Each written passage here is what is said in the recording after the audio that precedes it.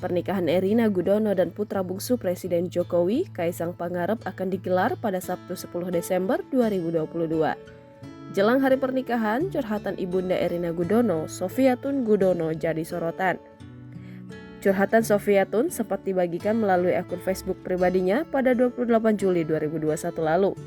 Dalam postingannya, Sofiatun turut mengunggah foto-foto lawas semasa mendiang suaminya, Muhammad Gudono, saat masih hidup. Foto lain saat dirinya dan anak-anaknya berkunjung ke makam mendiang ayah Erina Gudono. Tulisan tersebut dibuat Sofiatun bertepatan dengan ulang tahun pernikahannya dengan sang suami.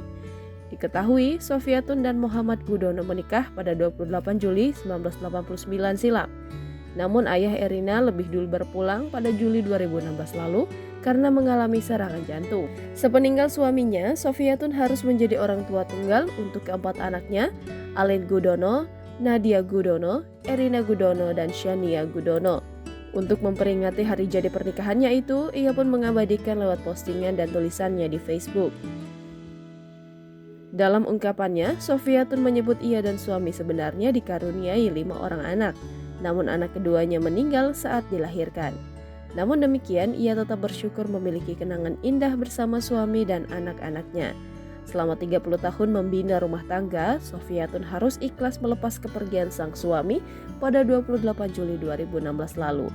Kematian Muhammad Gudono juga bertepatan dengan ulang tahun pernikahannya kala itu, yang akhirnya beliau pada hari tanggal yang sama, 28 Juli 2016, menghadap sang holik yang mestinya saat itu merayakan anniversary pernikahan, berubah kesedihan karena berpisah selamanya.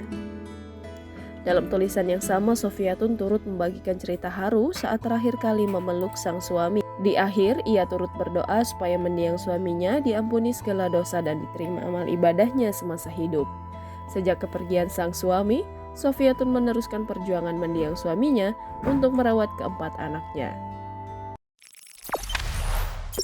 Jangan lupa subscribe, share, komen, dan like ya!